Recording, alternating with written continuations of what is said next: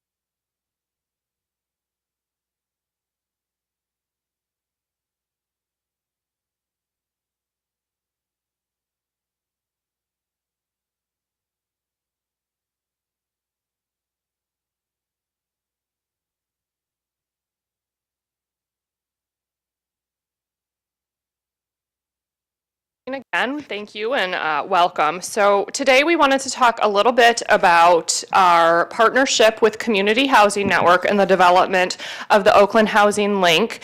It was officially launched at the beginning of our fiscal year, which was October 1st, 2018, and that's, of course, the same date that officially OCHN began contracting directly with specialized residential and community living support providers. So the goal of OHL is really to improve choice in homes and to assist people within specialized residential to find housing that meets their needs. There is, of course, there is a longer-term plan to include other housing options that are available in Oakland County to individuals other than specialized residential as well. So in my mind, I view it as ultimately looking like kind of a Zillow for people who are looking for housing and what may meet their needs as they're identifying housing.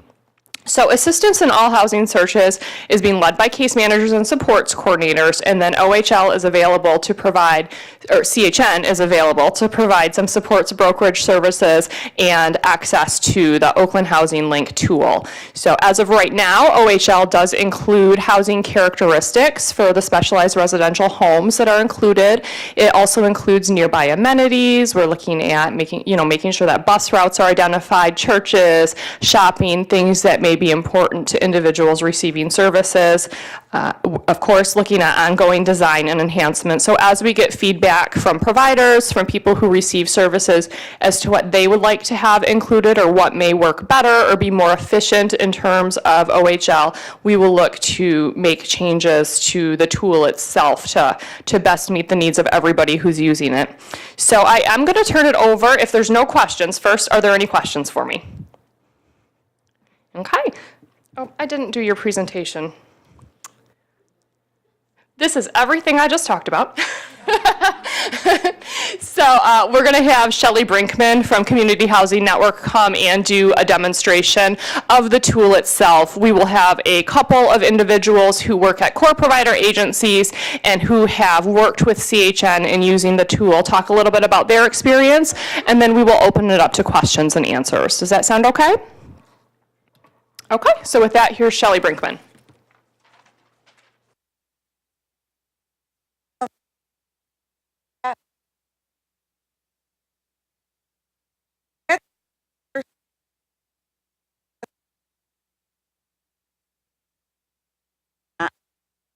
That information.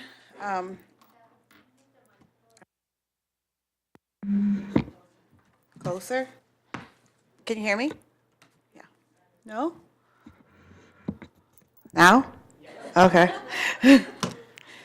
Okay. This is not my thing with a microphone and everything, huh? Okay. You said there was a link on here, right?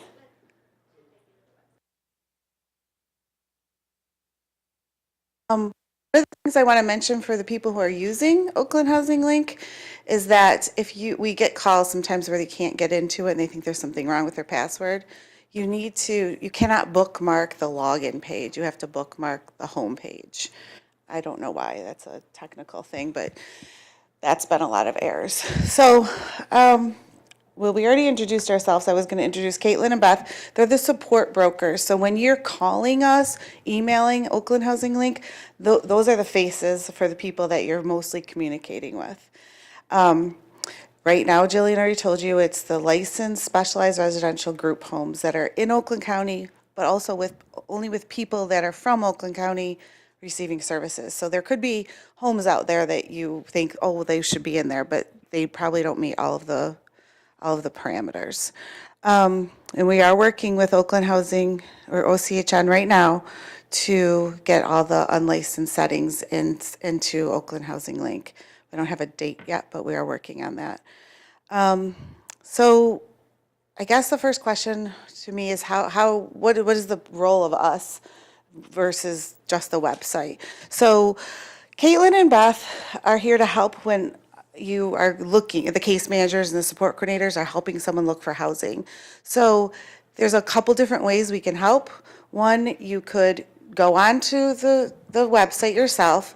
You can start looking for homes that meet the needs of the person you're looking for. And then you can just call us and ask for phone numbers and then call the provider, call the providers and, vet the house to see if it really does meet the needs of the person.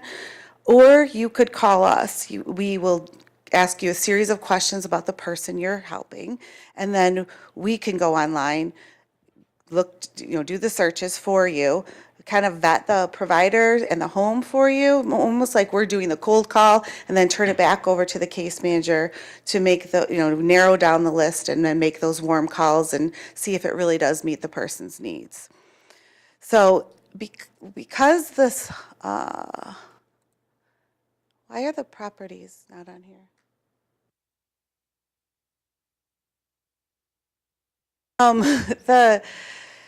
It's really important from the providers, the service providers, that you guys are going. I've sent out links and emails that you guys now have access to it. It's really important that you guys keep us updated with the data on your home. If there's openings, or when you close an opening, when someone moves in, that you let us know, because otherwise homes are going to show up that either do or do not have openings, and then everyone's going to waste a little bit of time. And somebody might get really attached to a home and then they can't move in. So it's just really important that we get you just can send us an email with that Excel form. Has everyone received that Excel form that's in here? The providers, yeah. If you don't, then you just can email us in the Oakland Housing Link email and we'll send it to you.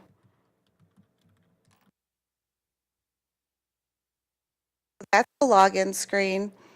I'm logging in as somebody else so that I have the same permissions as you guys have, that so you see when you go in. So we made up a scenario of a person we're going to help. So we're going to make some assumptions that the person's currently living in a licensed setting, they're sharing a bedroom, and that some physical changes have happened. Now she needs to, it's a woman, she needs to use a wheelchair now. She's in a two-story home, and she isn't really getting along with her roommate. She has a lot of medical equipment, and her team's decided that she should probably look for something where she has a private bedroom, and they think that will help her, some of her behavioral issues. She has a primary diagnosis of an intellectual and developmental disability, but a secondary diagnosis of mental illness. So all these filters over here on the left side are ones that you don't have to fill them out, but the more you fill out, the smaller your list will get and the more personalized your choice will be. So we're going to click that it's licensed for both MI and IDD. We're going to say that it's just a home that's open to a woman. And you'll see down here where now it's down to 13 properties. It's going to keep narrowing down as we filter the search. There's an arrow over here so we can further narrow down to some more questions. If you were on here and you said, oh, I know I'm looking for a certain home, or I know that I'm looking for a certain provider or a certain city, you can go ahead and type that in this box. I'm not going to do that because we're going to just see what the results give us. So for our scenario right now, we're not going to say that the person is, really set on only living with one, like men or women.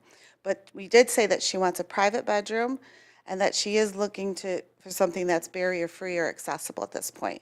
So we've now narrowed it down to one search. So there's only one home right now that has openings that meets all the criteria we put in. So to go into more information about the home, you can click here on Old Sturbridge, or you could click here.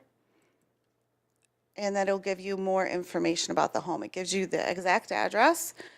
If you want the phone number to the provider for more information and you are the case manager and you want to just do that part yourself, this is where it's telling you to go ahead and call CHM for the phone. All of these are the licensed specialized, but in a future phase like this would tell you if it was licensed or unlicensed. In this case, the provider is Redwood. They have a website, so it does have a link, and it would bring you right to their website to learn more about the provider. And then this is the home manager. There's a picture of the house, and then it's listing openings. So you'll notice here it says a shared bedroom, which we put a private bedroom. If you go down further, this home has 2 openings, so that's why that came up. It's listing both openings. So here's the private bedroom, and it is open to a woman or a man. It is, you're sharing a bathroom. You don't have, some cases there could be a private bathroom. And then this tells you what the provider's experience is, how I would phrase it. So we know it's licensed for both IDD and MI, but then this provider is saying that they have experience with people who have Alzheimer's or high medical needs, substance use, someone who uses a walker or uses a wheelchair. We have a phone number for all the properties when it comes to behavioral or issues or criminal record because it's so broad. We might have more information on that specific to that home. That would be helpful if you call us, or we can make the calls to the providers, I said before, to help. Here's our phone number. And then down here is a link to the LARA site, and every home's license number is also on here, so you can copy and paste that into LARA to find out more information about the license, if there's been any past history reports on the site as well. If you're in here and you find that that opening, there's another opening at this point, this just opens an email to us to give us that information. And then below is some more specific information to the house itself. So it tells you how many square feet, maybe the person, really, in this case, it would be important for her to know that there is a wheelchair accessible van available at the house. Some people have a history of eloping, so a fenced yard. This one does not have one, but that might be important. Right now, this is currently who lives in the house. There's up to 6 people, which would mean it's licensed for 6. Men and women both live there. And then this is like an average amount of outings the people go out. That's not including like going to a program during the day or work or school. It's just outside activities. And then here's what Jillian was referencing regarding the nearest amenities. If there was a bus stop, it's all pulled from Google. So if there was a bus stop near, this is out in Clarkston, there's probably not a bus stop listed, but there's, where the post office, where just the library, different schools, grocery stores, restaurants. And then again, it's just going to keep directing you back to email or call us when you have more specific information about the house. So I think one of the bigger things that some of you guys have questions about is now what? So you've called us and we've given you some homes, or you've found out that you have a home, you've called the provider, it looks like a good fit. So what we would do next is I think most of this kind of is the same as it was, right? So you might do some visits to the home, make sure that it's a good fit for everyone. And then then there's a referral packet. Now, I have received several questions about where the referral packet comes from now. And I think it's mostly on the DD side that people are asking those questions. And you guys are, it seems like, mostly on the MI side. So do you guys have that question now? Does anyone have that question? Has that been a hang up of anyone's, is getting the referral packet? No? Okay. All right. So I was going to ask OCHN or just the different supervisors in here where that referral packet is coming from. So I'm assuming it's not an issue then. So now, if you find the place to live and everyone looks like it's a go, everyone's temporarily agreed that it's a good place, you can go here or you can go to OCHN website, and on here you will find the Specialized Residential and CLS Service Change Form. And this is what the case manager would fill out. Online form, and if it doesn't load, it actually is on OCHN's website. Where they're living, where they're moving to. So it's kind of slow. So here's all the information, and we would be focused on the top part because this is for specialized residential, and then it's the same form for the CLS supports if someone's moving and needs a change there. So the case manager would fill this out, and then OCHN would respond back that everything is a go. They've asked that you give them at least 24 to 48 hours. It sounds like it's a little bit quicker right now, but that's the expectation. The difference, or the one thing that we would say is we have had some calls where someone isn't living in a licensed setting, but is living in their family's home or is coming out of a hospital. So their supports, the level of service that they require is changing. So that has to go through the Utilization Management Committee here at OCHN. So it might make more sense, if that's the case, to make those connections here, because they need 2 business days to review that, and then they would get back with you if if it makes sense that the person should move into a licensed residential setting, and then you would go through the process of finding a house on Link. Oh, does anyone have any questions? Yeah.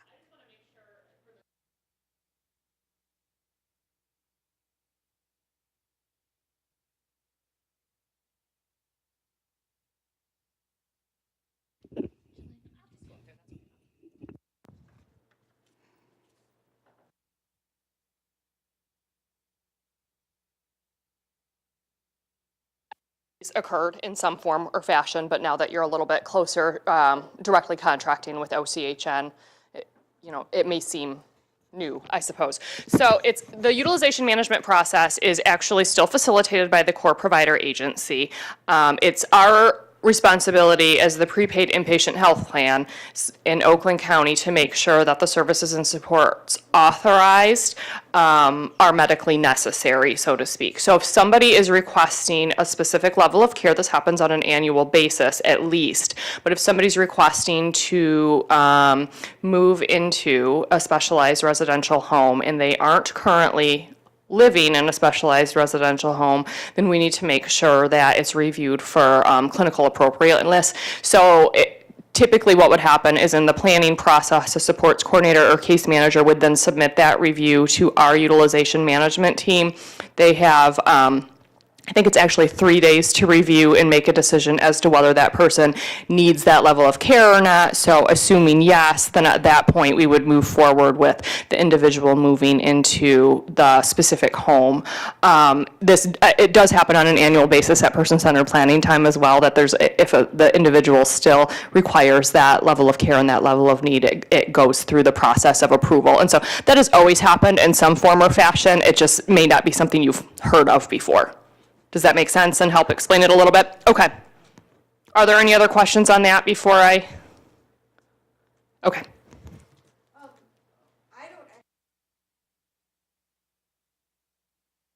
Or, well, Kathy and Irene were both gonna. You guys want to do that from your seat, or do you want to come up to the mic? Okay.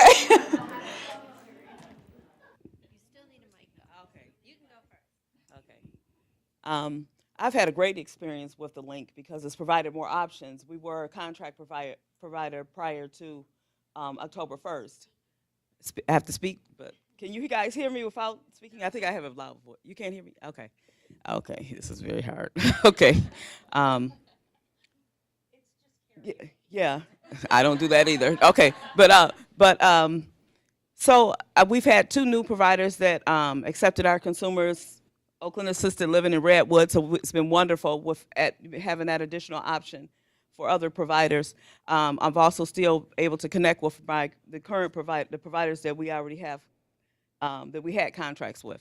So it's been wonderful, as Caitlin Saunders has been wonderful in getting back with me, as well as the other person, I'm sorry, I don't know your name, Beth, but giving us different information, more information as I needed it, because one of the barriers, I will say one of the barriers we've gotten several consumers, individuals that were released from Carroll Hospital, and that's been our biggest drawback, because some providers are not returning our calls. Some people don't want our primarily diagnosed MI consumers.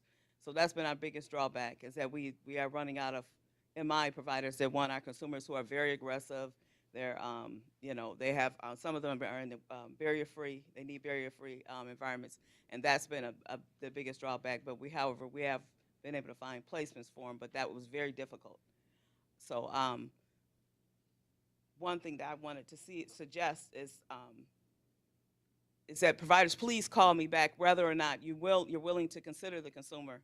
Please call me back. If you see my name, please respond. I don't know who I can't remember what provider, but I called so many different names for a provider, and they never did return my call. And they kept every time I looked on the link, they had so many placements. So I was like, oh, why can't they just let me know if yay or no, yes or no. Another thing was if you have, I want to see if you on the link, if you guys could add the queue of pending, if somebody has pending placements, because a lot of times we call providers, they say, well, we really don't have an opening because it's showing one, but you guys don't have an option for pending. So that would be helpful to me. Yeah.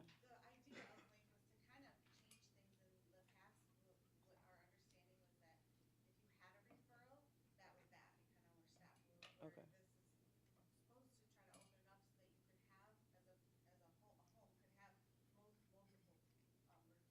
Right. No, we're not going to look at someone else. Oh, sound like the microphone Nazi. Right? No, I don't remember where I was. If the service providers are not going to take it, if they could reach out and just tell us, like, no, let's close that opening at this point, so that, and then you can call back and we'll reopen it once you're willing to look at someone else.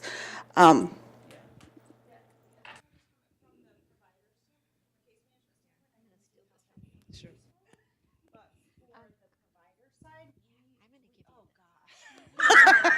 So let me just say this because we're recording. A lot of people couldn't attend, and what we've learned is when we're recording, if you're not speaking in the mic, there's silence. So Okay. For especially the MI side, we do need several referrals at once because they do not pan out. So I would be worried that if it said pending, that you wouldn't call us. So that's my only hesitation about pending. We could have 3 and they all fall through. So I think there's pros and cons to it. I would vote no pending just because, and then us taking that off as soon as we've got a rate and we're moving them in. Does that make, see how I got nervous with that microphone? Changes everything, right? Yeah, I agree.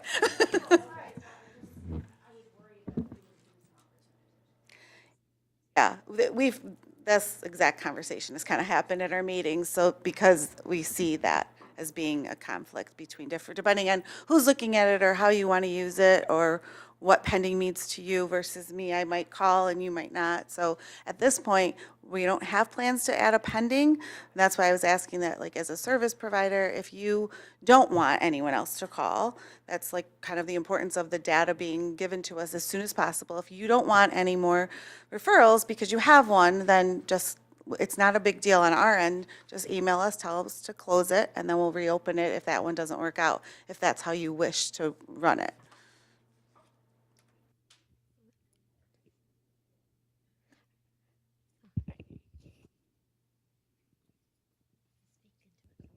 Okay, I totally agree with everything that you said, and we find the portal to be very effective. Um, One of the concerns from my case managers is that not every provider has a website. And with the new providers, we really don't know you. It would be great if all the providers could have a website. Also, the high acuity consumers that are very challenging, that is our, okay. Okay, that is one of our biggest problems is our consumers who are hospitalized that we can't find placements for, state hospitalizations. If another category of maybe developing providers who will look at these consumers seriously that can accept them because of their challenging behaviors, that would be great. We send out a lot of referrals and they come back, not accepting these consumers because of the behaviors. And then we're basically going through and documenting all our efforts, and we're getting nowhere. And that can be very frustrating. And so that's one of the issues that we're having right now. In terms of, my case managers using the portal, they like it. It opens up much more availability to providers that we're not used to working with, and that's been great. One of the other issues is when we have a confirmed placement. Sometimes my case managers don't know how to proceed. If the rate has been negotiated, the provider's waiting, we're waiting, what should we do? And I know numerous times I said, well, maybe you should contact Dina. I can contact Dina. I know that you do the rate basically with the provider. So maybe that's a little cumbersome still. Maybe if that could be it's more of a systems issue if we could. Yeah. And actually, we're addressing that right now because we're standardizing rates. So once we have standardized rates, we won't have to take up the time Yeah. to negotiate, to take it up to finance, to wait for finance to come back to us with the process will move much Okay. faster Oh, once we get that's that good to done. hear. We're getting very close right now. Okay, that's great. Would the goal be that the rate would be sort of predetermined upon the person visiting, or would it still be after the fact? No, it will be predetermined. And we're gonna have,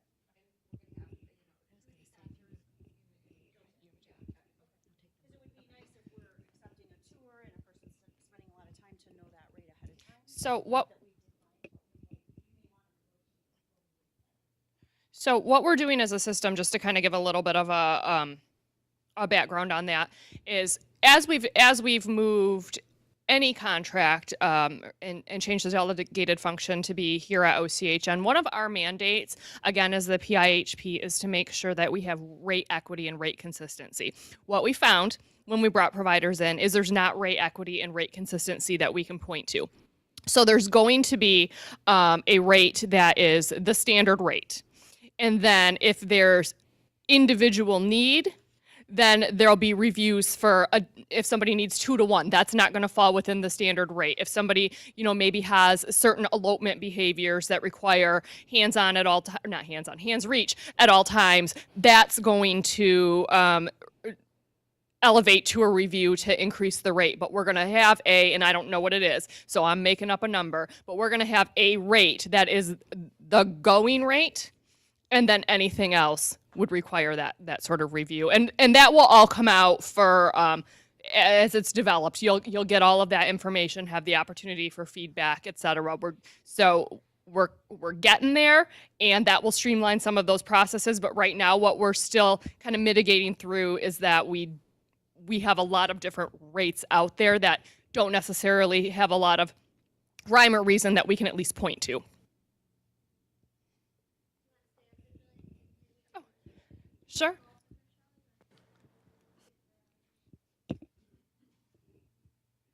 Does anyone else have any questions?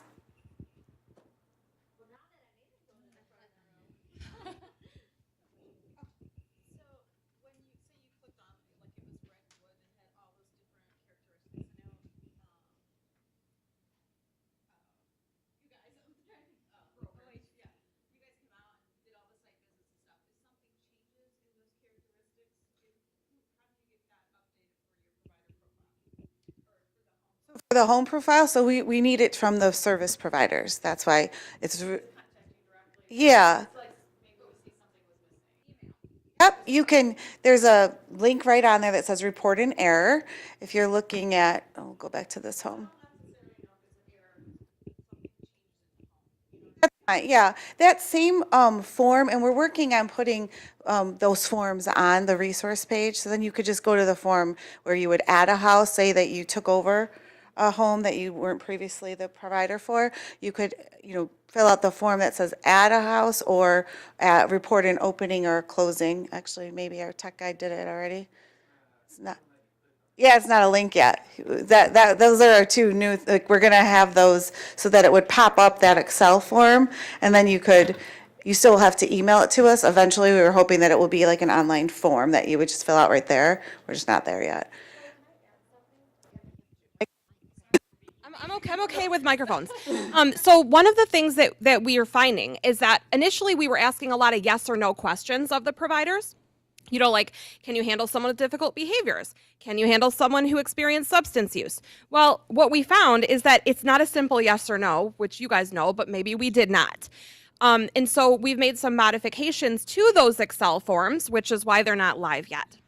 The new forms will offer an opportunity for you guys to tell us who exactly, may or may not be well suited for the home. So we have to be careful that, you're not putting protected information into the form. But some general, like tell us about who's living in the house. What's their acuity level? Tell us about the vulnerability of the roommates. Are they able to protect themselves? Are they verbal? How's their receptive language skills? So the more information you can give us about the degree of training that your staff has, what the experience of the home is, and who's living in the home right now, will help us as brokers to know whether or not this home may be a good fit for this next person.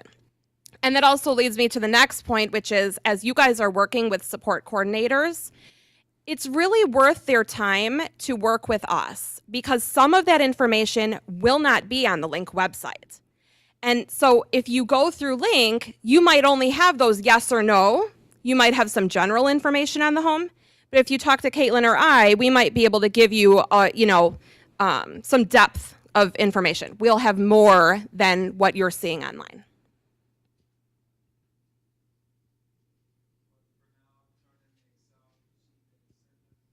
Yes. Yes, yes. It works better for you guys to call, you have our number. Some of you guys, we've worked together for years on another arena at CHN. So, if it's more comfortable or more time efficient for you to call. So just to reiterate it, because I know we're being recorded, use the Excel sheet if you want to add any notes for right now, or you can directly call CHN for any information that you would want them to have about a home or a location. Are there other questions? Kathleen.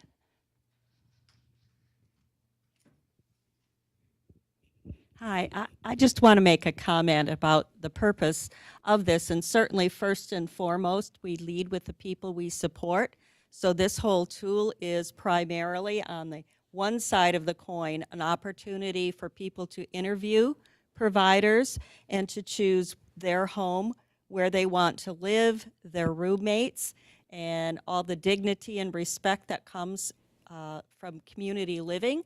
So we keep that in mind, and I hope you also keep that in mind, because it's the other side of the coin, so to speak. As a provider, you're offering a place where you provide supports and services to people, a home for people. You also know the other people who are living there, so you do have to have some discernment and make some decisions about who lives there.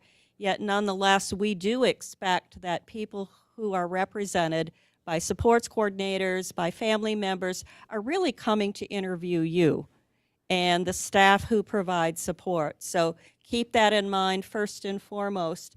The other element to this, as a funder of providers who support people, we know the story that there have been times when it's been a long time since an opportunity to live in a home has been presented.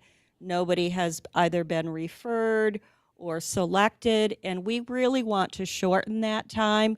We know that's really important, that people have the opportunity to choose and make those choices, but that also is a provider who really not only cares about people, but there are finances behind this, and we want to make sure that that home where people live has this resources, not only human resources and administrative resources to support them, but there are financial resources to support that particular home and location. So there may be a bit of a tension here, and I think it's important for all of us to recognize that, acknowledge it, and work with it. But where we sit, we lead with people and choices, yet as a provider, we honor and respect the work that you do, and we want to shorten that time that there is, I don't know what other word to use, there's the opportunity to live, or people call vacancies or whatever, that is addressed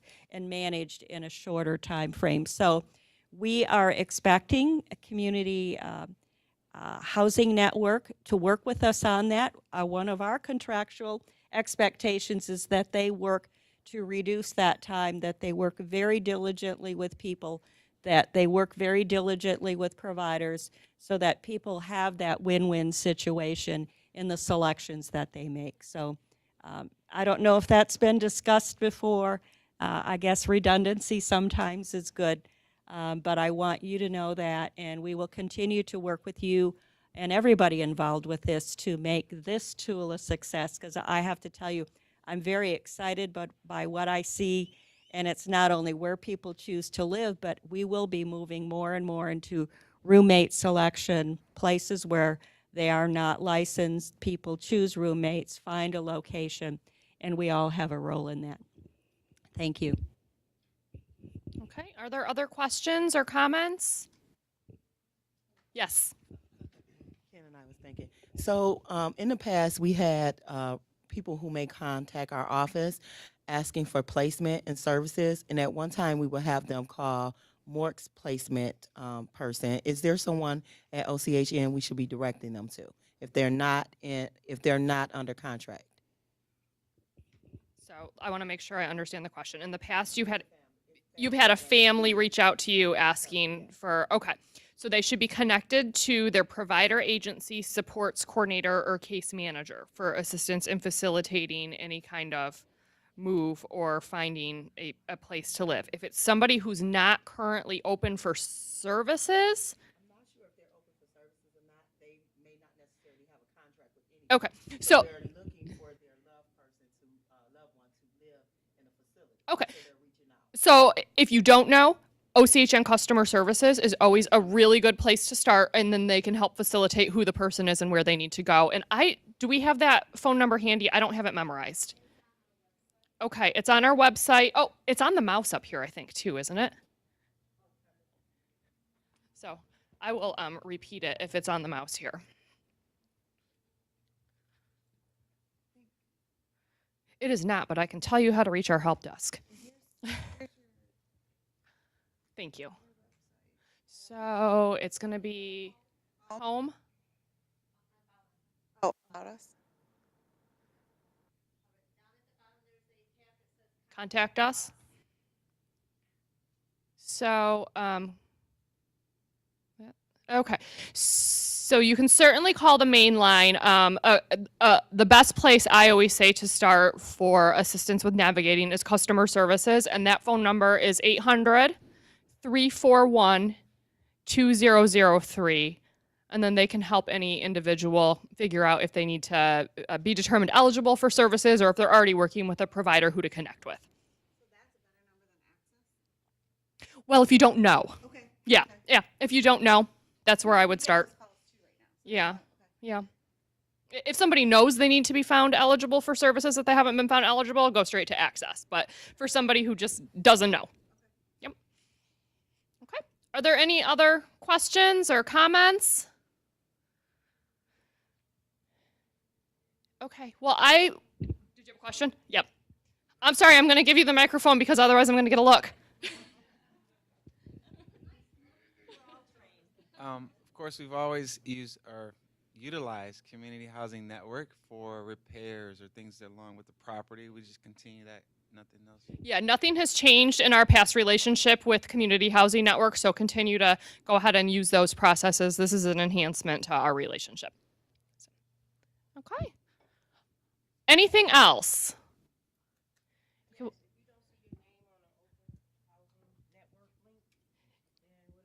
If you don't see your name on the your home on the OHL link, well, we have CHN here today, but in general, you can also reach out directly to CHN and make sure that.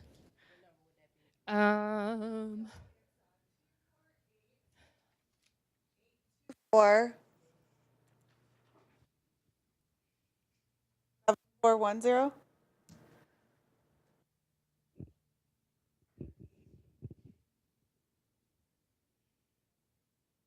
We can just talk afterwards too today, but